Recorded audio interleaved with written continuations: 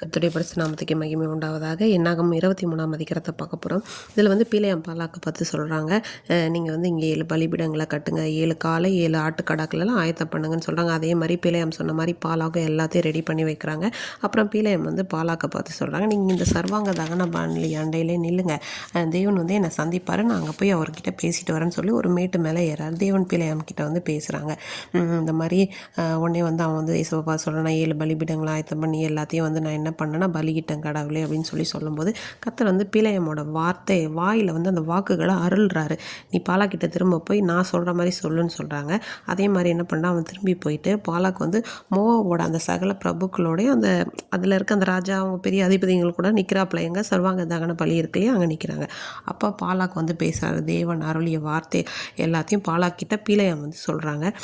மோவாபின் ராஜாவாகிய பாலாக்கு வந்து நீ எங்களை கிழக்கிலேருந்து வர வச்ச, நீ வந்து என்ன பண்ணுற, யாக்கோபை சபிக்குவேன், இஸ்ரவேலை வெறுத்து விடுவேன்னு சொல்கிற, தேவன் சபிக்காதவனை நான் சபிப்பதெப்படி, கர்த்தர் வெறுக்காதவனை நான் வெறுப்பதெப்படி, கண்மலை உச்சியிலிருந்து நான் அவனை கண்டு குன்றுகளிலிருந்து அவனை பார்க்கிறேன், அவன் வந்து ஜாதிகள் கூட என்ன இல்லை கலவாமல் தனியாக இருக்கான், அவனோட தூளை வந்து எண்ணத்தக்கவன் யார், அவனோட கால் பகுதியை கூட யார் எண்ண முடியும் அப்படின்னு சொல்லிட்டு அது வந்து சொல்கிறாரு. அப்போ வந்து பாலாக் பீலேயம்மா பார்த்து சொல்கிறாரு, நீங்கள் எனக்கு வந்து என்ன பண்ணுறீங்க, என் சத்துருக்களை வந்து சபிக்கிறதுக்காக தான் நான் உங்களை கூட்டிகிட்டு வந்தேன், ஆனால் நீங்கள் ஆசீர்வதிக்கவே அவங்கள ஆசீர்வதிச்சிட்டீங்க அப்படின்னு சொல்லும்போது உடனே வந்து பீலேயம் சொல்கிறாரு, இது வந்து நான் பேசல, கர்த்தர் என்னோடய வாயில் என்ன அருள்றாரோ அதை தான் நான் வந்து சொல்கிறேன், அதான் என்னோட கடமைன்னு சொல்கிறாங்க.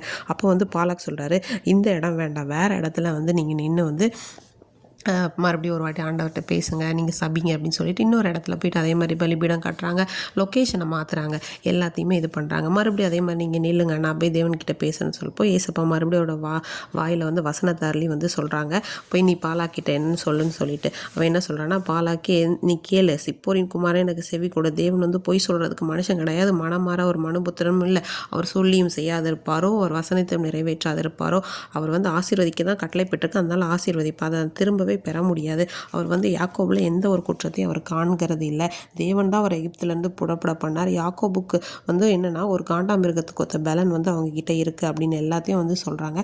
அப்போ பாலாக்கு வந்து பீலேயம்மை பார்த்து சொல்கிறாரு, நீங்கள் அவங்கள சபிக்க வேண்டாம், அவங்கள ஆசீர்வதிக்க வேண்டாம் அப்படின்னு சொல்லிட்டு சொன்ன உடனே வந்து பீலேயம் சொல்ல, கர்த்தர் சொல்கிறபடி தான் என்னால் செய்ய, எதுவுமே என்னால் சொல்ல முடியாதுன்னு சொன்ன உடனே பாலாக்கு வந்து பீலேயம்மை பார்த்து வேற ஒரு இடத்துக்கு நான் அவங்கள வந்து கூட்டிகிட்டு போகிறேன் அப்படின்னு சொல்லிட்டு என்ன பண்ணுறாங்கன்னா இன்னொரு கொடுமுடிக்கு வந்து கூட்டிகிட்டு போகிறாங்க. அதே மாதிரி பீலேயம் சொன்னபடி எல்லாத்தையுமே வந்து செய்து இப்போது என்ன பண்ணுறாங்க, பலியிட்டு முடிக்கிறாங்க. அடுத்த அதிகாரத்தில் பார்க்கலாம்.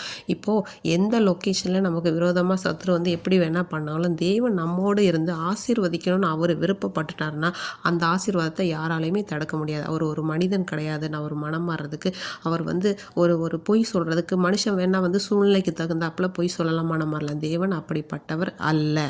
ஆமீன்.